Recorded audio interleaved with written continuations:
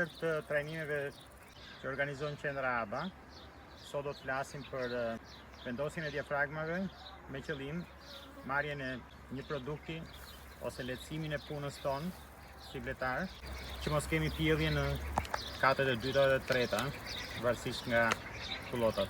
Kjo është domosdoshmëri, sepse disiplinojnë pjelljet në pjesën e poshtme dhe kornizat e sipërme të depove të mjaltit ngelen gati vetëm për të kaluar në centrifugë në momentet kur janë plotësuar. Diafragma, ose thënë ndryshe më penguesja, është me dimensionet paracaktuara, janë të fabrikuara të gjitha. Dhe qëllimi i përdorimit të tyre është që përdoren kryesisht për që pjellat të ri në pjesën e poshtme në fole, por përdoren edhe nga ata që janë prodhues të mbretreshave, si dhe prodhues të qumshit bletës, sepse teknologjitë janë të njëjta edhe kërkojnë përdorimin e mëmpenguseve ose diafragmave.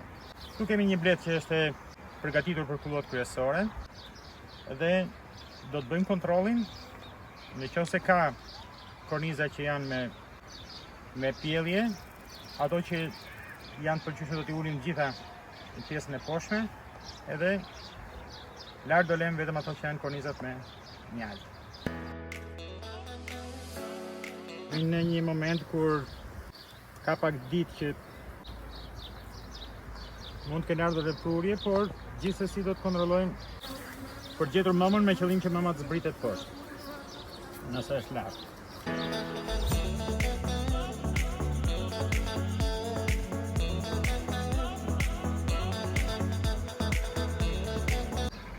Ka shumë pak pjellje, kjo është një nga kornizat që është me pjellje.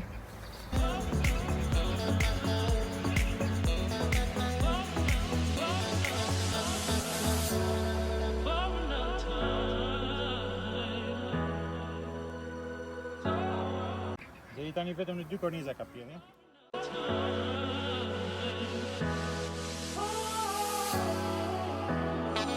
Do kontrollojmë si është sistemimi i pjelljeve poshtë. Gjithashtu edhe për të siguruar që mëma të jetë në pjesën e foles. Përndryshe pastaj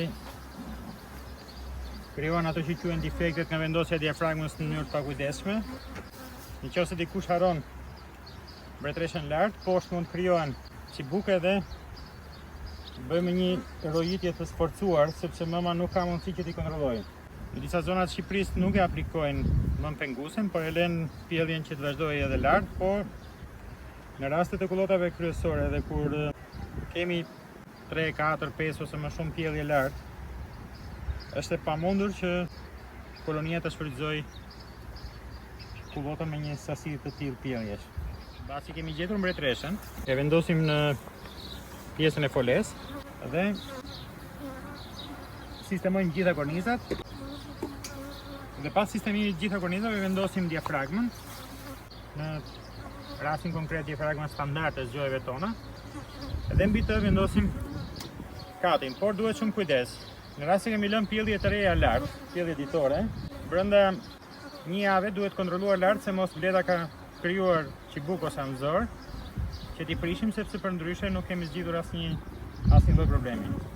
Dhe nga ai moment gjithë pjellja është sistemuar pastaj në pjesën e poshtme. Duke ju falenderuar që ndiqni trajnimet e Qendrës ABA, ju kujtojmë se Qendra ABA ka një rubrikë që quhet rubrika Pyesni ekspertin. Në çdo moment ju mund të pyesni në këtë rubrikë, mund të shkruani ato që janë kërkesat tuaja dhe brenda 24 orëve ju kthehet përgjigje. Faleminderit.